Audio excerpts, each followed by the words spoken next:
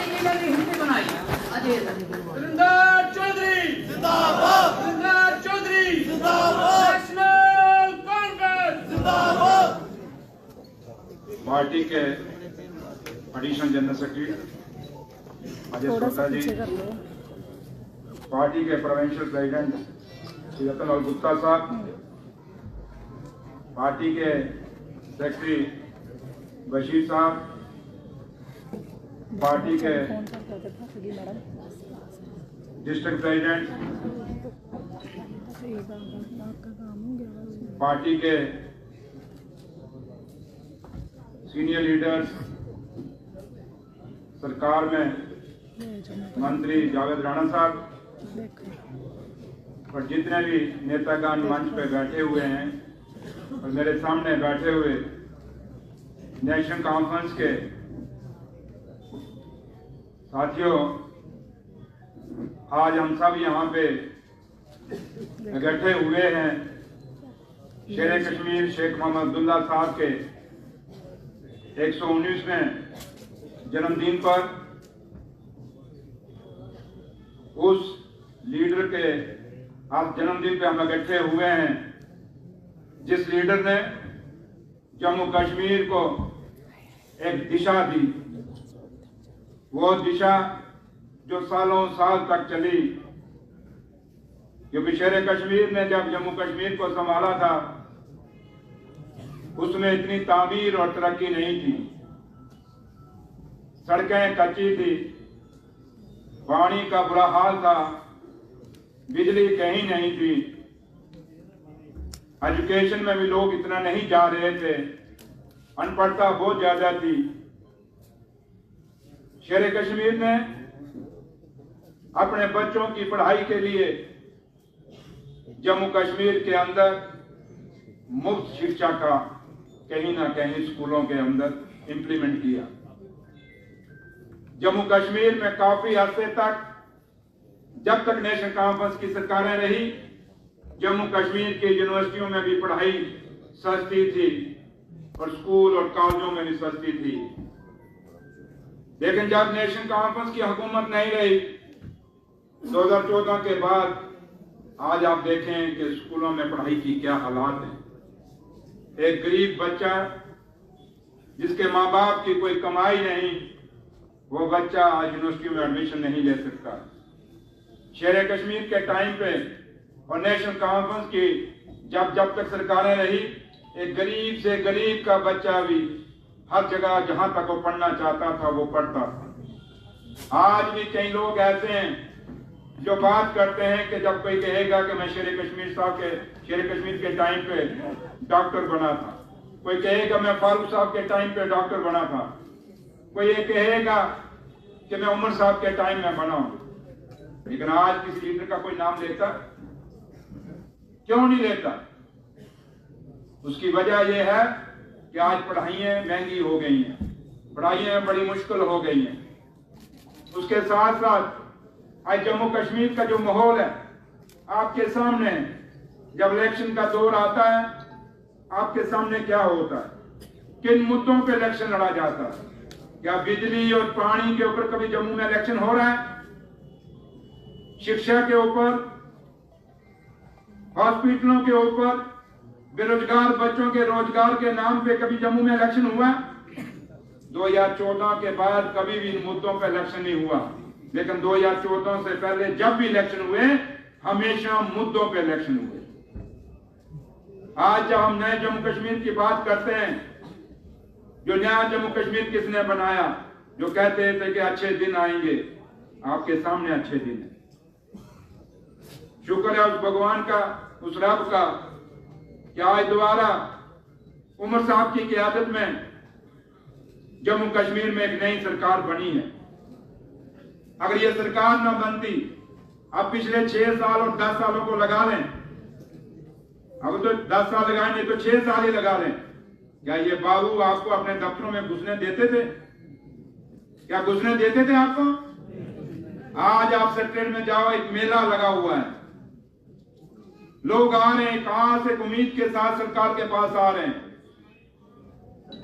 और आज जो हम मंत्री लोग काम कर रहे हैं, ये फारूक साहब की रहनुमाई में, उमर साहब की डायरेक्शन में हम जगह जगह जाके लोगों को ये जतला रहे हैं कि ये सरकार आपकी चुनी हुई सरकार है। बेशक जम्मू सूबे के अंदर और खासकर जम्मू और कठुआ के अंदर हमें उतनी सीटें नहीं मिलनी जो मिलनी चाहिए थी। हम तो इलेक्शन ही लड़े, लेकिन कांग्रेस लड़ी, वो सीटें नहीं मिली। लेकिन उसके बावजूद भी उमर साहब की और फारूक साहब की रहनुमाई में हम जितने मंत्री लोग हैं आपके सामने हर दफ्तरों में जा रहे हैं, हर जगह जा रहे हैं और ऑफिसरों की अकाउंटेबिलिटी फिक्स कर रहे हैं। साथियों, शेर कश्मीर शेख मोहम्मद अब्दुल्ला साहब का आज बेशक उनकी छुट्टी खत्म की गई, बेशक उनके नाम कई जगहों से हटाए गए। मैं भी पूछना चाहता हूं जिन्होंने हटाए कि बताइए, छुट्टी हटाने से या उनका नाम हटाने से जम्मू कश्मीर को क्या फायदा हुआ? क्या जम्मू कश्मीर के बेरोजगार बच्चों को रोजगार मिल गया? आज उन दूर दराज के पहाड़ों में, उन बॉर्डरों के गांवों में, उन कंडी पिंड में क्या लोगों को पानी और बिजली मिल रहा है? अगर ये नाम हटाने से आप लोगों की जो बेरोजगार बच्चों को रोजगार दे देते, ये बिजली, पानी, स्कूल, सड़कें, हॉस्पिटल अच्छे दे देते, तो हम भी कहते चलो हमारा नाम हटाया, कम से कम आपने तो काम किया। नाम हटाने से कभी फायदा नहीं होगा, किसी के लिए इतनी नफरत रखने से कभी फायदा नहीं होगा। चाहे ऋषियों, मुनियों, पीर पैगंबरों से सुन लें, हमें बचपन से पढ़ाया गया, सबको पढ़ाया गया कि भगवान एक है, उसको पूजने के तरीके अलग अलग हैं। जब भगवान हमारे लिए सबके लिए एक है, तो आप कैसे फर्का कर सकते हो? आप कैसे किसी का नाम काट सकते हो? आप कैसे किसी की छुट्टी काट सकते हो? अगर आपने हिंदुस्तान, जिस हिंदुस्तान की जब हम बात करते हैं, हमें बचपन से सिखाया गया कि अनेकता में एकता है हिंदुस्तान। अनेकता का मतलब क्या है? जहां हर कौम, हर मजहब, हर बरादरी है, अनेकता तो यही हुई। लेकिन जब जब भी हिंदुस्तान पे बुरे दिन आए, जब जब भी हिंदुस्तान पे दुश्मनों ने कोई बुरी नजर डाली, तो हिंदुस्तान का एक एक बच्चा बिना जात, बरादरी, मजहबों के ऊपर उठ के उसने हिंदुस्तान की रक्षा की। ये हमें सिखाया गया। आज भी नेशनल कॉन्फ्रेंस के लोग उसी रास्ते पे चल रहे हैं। हम अपने रास्ते से डगमगाए नहीं हैं। हमारे लीडर, हमारे कायद शेर कश्मीर शेख मोहम्मद अब्दुल्ला साहब ने जो रास्ता आजादी के बाद जम्मू कश्मीर में और हिंदुस्तान में एक लाइन दी, आज भी नेशनल कॉन्फ्रेंस उसी रास्ते पे है। हम सारी बरादरियों, सारे मजहबों को साथ लेकर चलते हैं। अगर नेशनल कॉन्फ्रेंस ये ना सोचती कि हमने साथ सबको साथ लेकर चलना है, तो फिर आज सुरेंद्र चौधरी जम्मू से डिप्टी चीफ मिनिस्टर ना हो। आज सुरेंद्र चौधरी अगर डिप्टी चीफ मिनिस्टर है, तो ये शेर कश्मीर शेख मोहम्मद अब्दुल्ला साहब का बताया हुआ रास्ता है कि हमने जम्मू को भी साथ लेकर चलना है, हमने कश्मीर को भी साथ लेकर चलना है, लद्दाख बेशक अलग हो गया, हमने उसको भी साथ लेकर चलना है। नेशनल कॉन्फ्रेंस अपने रास्ते से नहीं हटी। शेर कश्मीर ने जो नारा दिया, हिंदू मुस्लिम से किताब का जो नारा दिया, जो सारे भाई भाई हम कहते हैं, वो नारा आज भी नेशनल कॉन्फ्रेंस मानती है। आज इस कैबिनेट में आप देख रहे हैं, हर कौम से लोग उसमें हैं, हर सूबे से लोग हैं, हर जगह। बेशक कैबिनेट छोटी सी है, बड़ी कैबिनेट नहीं, क्योंकि यूटी है। और आज